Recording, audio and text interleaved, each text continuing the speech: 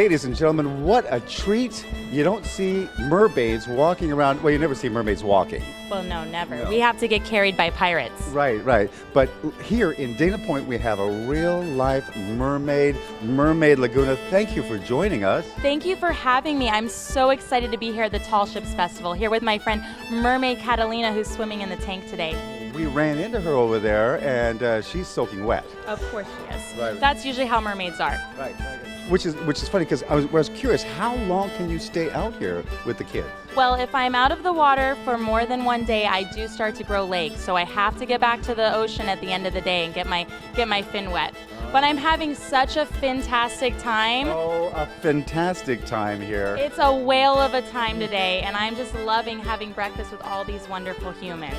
Now, there was a pancake breakfast that they're having here at the Ocean Institute, and I thought, mermaids, do mermaids like pancakes? And I thought, no, they cannot be. We usually like to eat seaweed, sushi. Those are my favorite Sushi, things. I could go there with that. I could do that. Seaweed, not so much. Well, you know what? If you salt it a little bit and stick it in the ocean, it tastes really, really good.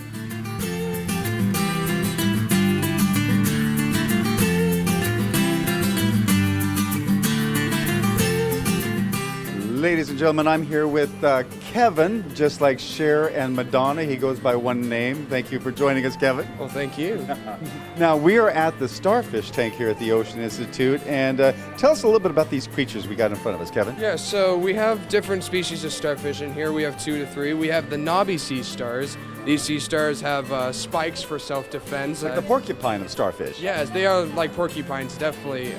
Different fish, seals, sea otters. Those are animals that would be looking to eat some of this starfish, but yes, the starfish do have that for self-defense. Excellent. And the other one that we have here? Is the bat star. So the bat star, they're softer, so I'm not really certain what their self-defense is. Perhaps they can hide a little more because they're soft.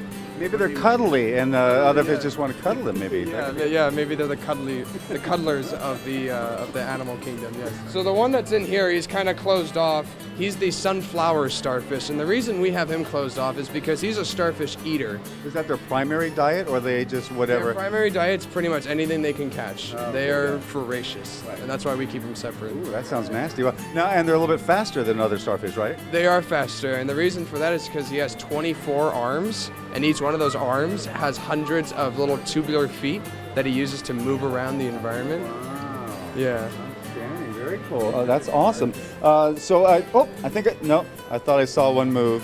And that's really about the speed that they go right there. That's as fast as they go. Yeah, that is their top miles per hour, which is not much at all.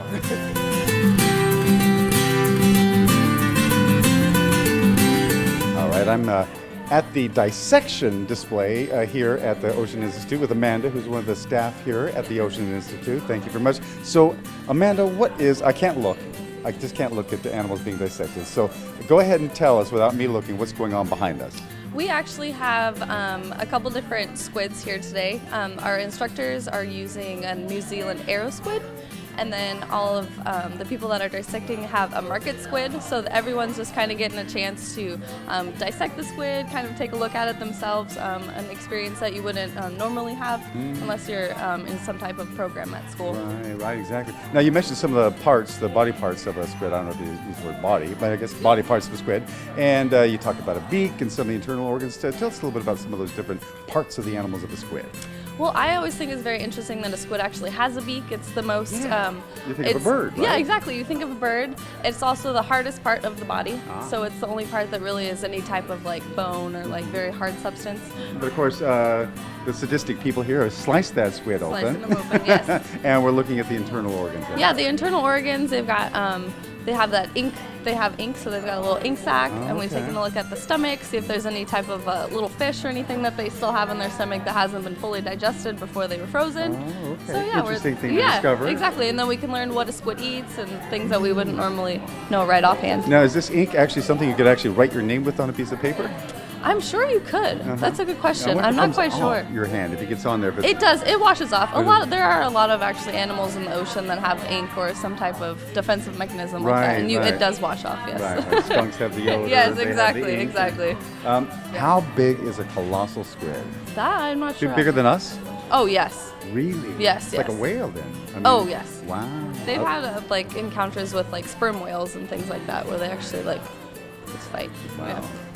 Yeah. And this is why I don't scuba dive. You Yeah. know, I'm not going in There's that too water. many big things in the Freaky ocean for things me. out Yes, there. You yes. got sharks, you got barracuda, you got stingrays, you got jellyfish. Things that we don't even know exist either. Oh, that too. That's probably the scariest Recently, part. we had the big giant purple squid that was burrowing down in the ground like 50,000 feet below the sea or Yeah, something like that. Ugh, yeah, just Some gives freaky me the stuff. Right. And chills. they live there. That's They their do. environment. I'm just a visitor. Exactly. So they know their way I around think the that's neighborhood. something that's always very important to remember with the ocean. Yes. We are the visitors. They are not. SoCal Safari's the best doggone show. SoCal Safari's, oh look, there she blows! We'll be right back right after this.